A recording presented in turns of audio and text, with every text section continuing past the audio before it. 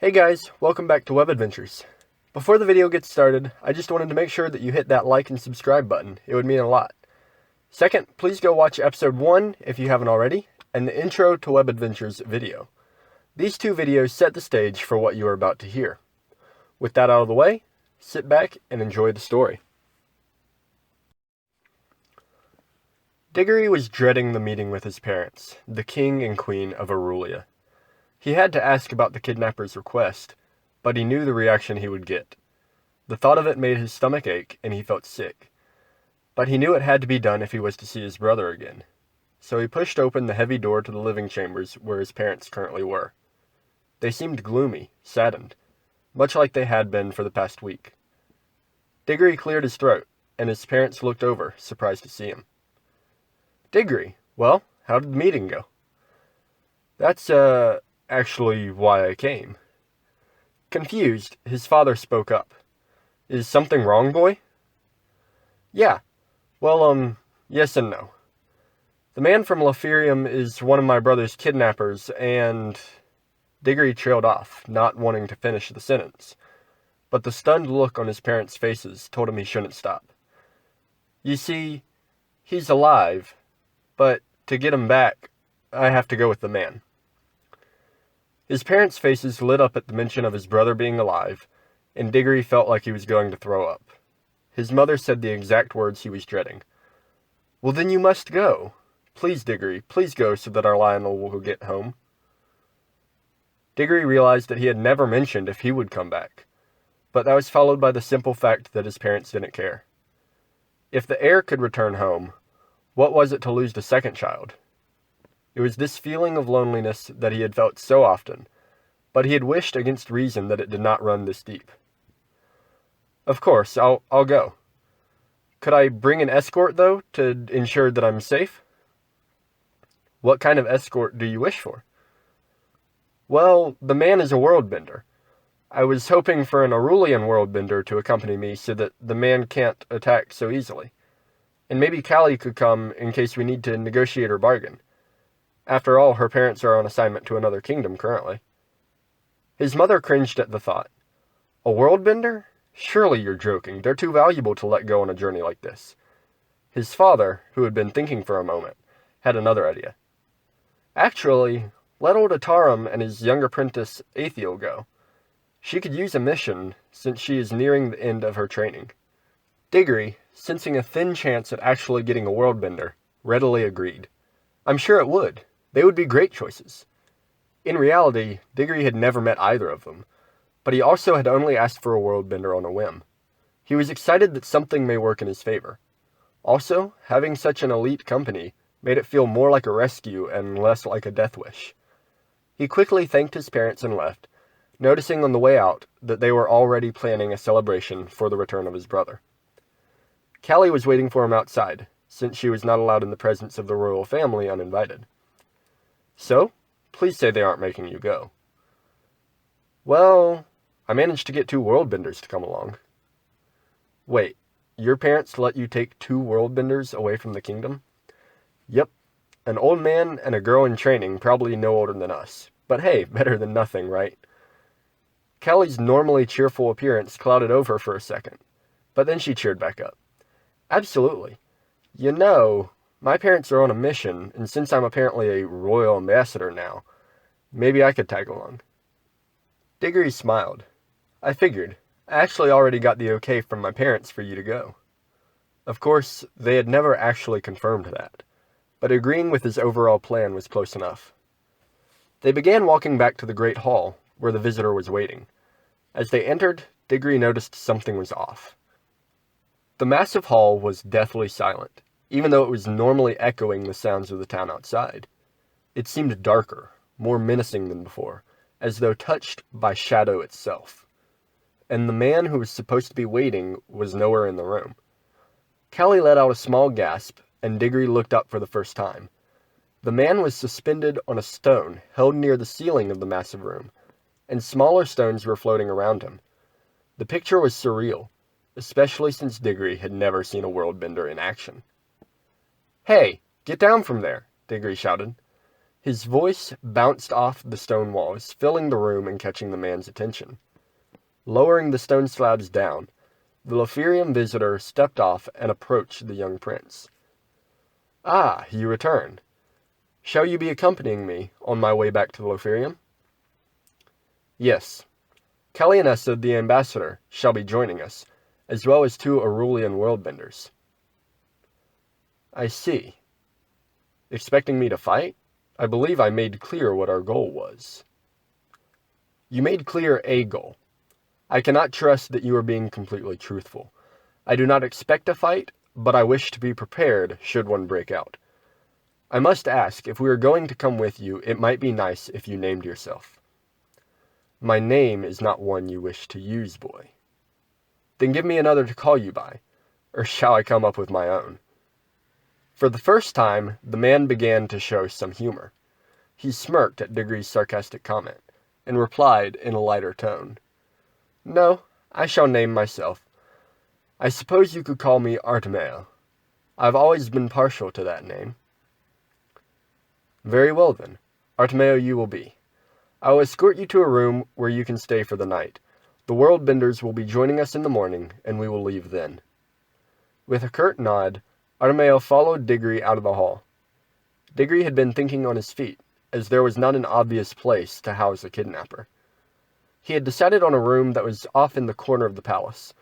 It was on the opposite side of his parents' room, and he knew that there would be guards standing watch. In fact, he meant to take Artimeo straight past the guards, showing him that the castle was protected. As they approached the room, Artimeo stopped, as though thinking. Digory paused, wondering what the trouble was. What could he possibly be doing? Then the man snapped out of whatever trance he was in and looked scared. He turned to Digory. "Where is the room? I need silence to be alone for some time." "Well, it was silent," Digory grumbled.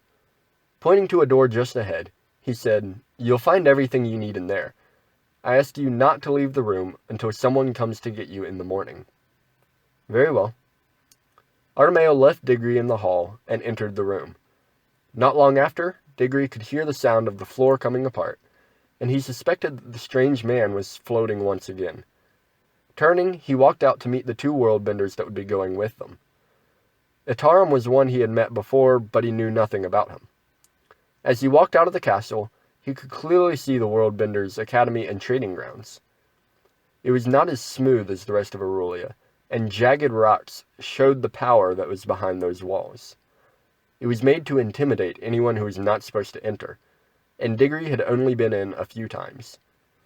The sun was beginning to set, making it hard to see the building within the black silhouettes of rock. Getting closer, he could just make out the 2 figures waiting for him. One was slightly hunched over, with his hood pulled over his face. He guessed that this was Etarum. The other would be Athial, and he soon realized that he was right. She stood straight, and had her hood back. Her silvery hair was pulled back, and she watched as Digory stopped in front of them. For a moment the 3 looked at each other, and Etarum was the first to speak. "Young Digory, it has been a while. Good to see you, friend." "And you as well, Etarum. I hope I am not taking you away from anything important." "Our journey tomorrow?" "No, an old man only has so much to do. I will appreciate the change of routine. Anyway, Athial only has so much training left. The journey will help." "Great. Athial, is it? I don't believe that we've met." Athial started to bow. "Prince Aekuma, it is an honor." Digory started laughing, which drew a look of surprise and guilt from Athial. "Please, just call me Digory. Hardly anyone ever uses my last name. It tends to be reserved for my parents. I'm here as a friend, not as a prince." Oh. Well, okay then." "Anyway, I wanted to make sure that you both knew the situation. The royal family has already told you." Etarum glanced to the side, and then back again. "Well, no. We were simply told that the 2 of us were needed." "Oh. Well, it's about my brother. Apparently he's still alive." Digory paused and watched the 2 worldbenders' reactions. Though they were shocked, they did not interrupt and let him continue. "We had a visitor early today who said that he was part of the kingdom that is holding Leonyll. He came to say that Leonyll refused to cooperate on some kind of experiment, and he hoped I could help persuade him." "Digory, you realize this could be a trap." Although she spoke kindly, Digory sensed that Athial thought he was insane for considering the idea. Etarum spoke up before Digory could respond. It makes a strange kind of sense, actually. From the stories I've heard, you and Leonyll were incredibly close. If they kidnapped him to get him to do something and he's refusing, then you would be the perfect persuasion. You could also be held captive for persuasive purposes. Yes, I am aware. In fact, I plan on it being a trap of some sort. That's why I needed you two. Us specifically? Honestly, any Worldbender. I did mention that the guy from Lofirium, Artimeo as he wants to be called, is a Worldbender? Ah, so we're the backup. Something like that, though if nothing else, my parents figured it would be a good training opportunity. Digory smiled at Athial, who obviously did not like her training being mentioned. Etarum, on the other hand, seemed very pleased. Oh yes, I think it will be. Very well then. I guess I'll leave you two to get ready. We plan to leave at first light in the morning. Thank you for coming. Etarum and Athial turned to go back inside the large building. Digory watched for a moment, and then headed back to the castle. On the way, he stopped once more to grab his own method of defense. His dagger that he kept in his cloak was with him, as always, but he figured he would need something else as well. The Worldbenders he knew would be fine, they had their own weapons. Walking up to the town's forge, he was met by a friend of his. Aerush had been a childhood friend from the town, and had decided to start an apprenticeship at the smith's. He was the one who made Digory's dagger, though he was mostly trained to make and repair metal tools. Digory, how are you? Doing well, Aerush. You? I can't complain. Dagger holding up? Of course it is. Do you need another? Actually, I was wondering if you had a sword on hand. Just a regular falchion is fine. Aerush was caught off guard by the reference to the sword. Falchions were an effective weapon, slightly curved and pointed at the tip to be used in just about any combat, but they were not a weapon a prince would generally ask for. Why in the world? Where are you going? Can't really say, Aerush, but it has to do with Leo. Aerush nodded, knowing that most missions couldn't be shared with a smith, even among friends. He looked around the shop and grinned. A falchion is what you asked for. I have a saber for you instead. Anyway, it's what you trained with. A falchion is a whole different breed of swordsmanship. Digory knew better than to question a smith about his swords. A saber it is, then. On an afterthought, I might take another dagger. The expression on Aerush's face was a blend of disbelief and irritation. Wait, so yours isn't holding up? Digory regretted having not clarified better. Aerush took a lot of pride in his work, as it normally determined his value as a smith. Digory asking for a dagger would have been taken as an insult to the one Aerush made, and he would never say that to his friend. Of course not, Aerush. Mine is doing fine, but I need one for Callie. She's coming on the mission, and I would be mistaken to not give her anything. Oh, okay. Are you sure Callie will want a dagger? Or do you just really want to give her one? The smirk that Aerush was giving said enough on its own, and Digory realized his mistake. He responded with a straight face, though he's fighting hard to keep from laughing. It's a mission, and all of us involved need to be prepared properly. Honestly, I thought jokes like that were above your standards. Aerush burst out laughing, which prompted Digory to lose it as well. The two friends stood there for a moment, until they were able to catch their breath. Ah, Digory, you're still full of it, aren't you? Anyway, hold tight and I'll get those for you. Walking to the back of the store, Aerush rummaged around for a minute before emerging holding two blades. One was the saber he had promised. Long and light, its curved blade was something Digory was familiar with. The handle included a basket to protect his hand as he used it, and giving it a few swings, he quickly found that it was easy to use and a blade that he could handle with skill. The dagger was a completely different league. It had been made well, and the short blade was perfectly balanced. The point was sharper than most proper swords, and Digory saw that it was not an Aerulian craftsmanship. Where's this dagger from? Oh yeah, we don't actually know. It was given to us, and it held true. The design seems like something Callie would enjoy.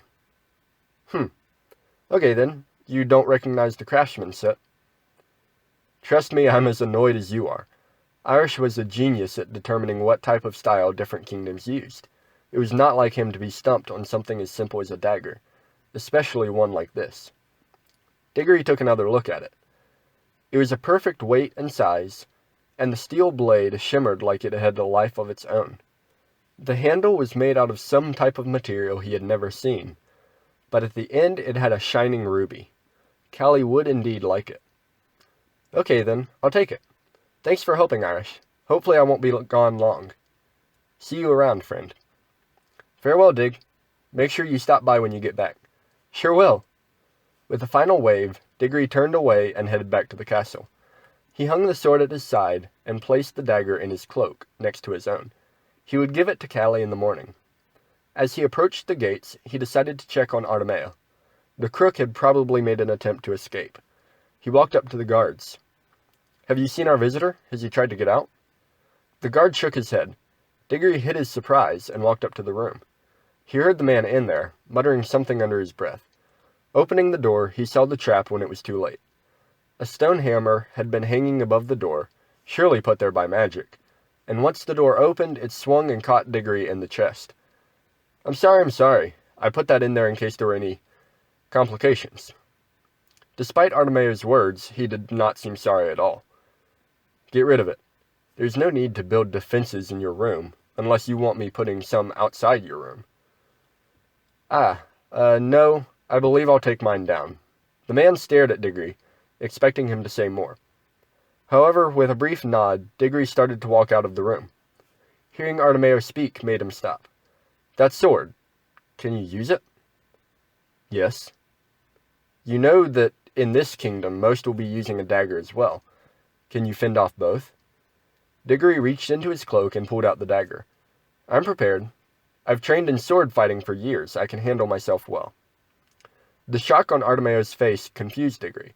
Looking down, he realized he had drawn the dagger he meant for Callie, but he decided not to admit his mistake. Is something wrong, Artimeo? That dagger. Where'd you get it? The town blacksmith gave it to me. Oh. Artimeo relaxed. Never mind then.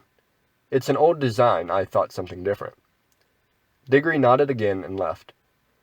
Pulling the door behind him, he could hear the sounds of the hammer being dismantled, and hopefully put back into the floor it came from. He pulled out the dagger again and looked at the design. Away from the bright lighting outside, it looked much more ominous. The blade's shimmer no longer looked playful, and the handle was dark black. It had some sort of etching, but it couldn't be seen because of the coloration. The ruby caught the shadow, and no longer had a light of its own. Sheathing the dagger, he decided to keep it. He would give Callie his own dagger. Retiring to his room, he laid down to get some sleep before the morning came, but instead he found himself awake, dreading the trip to come.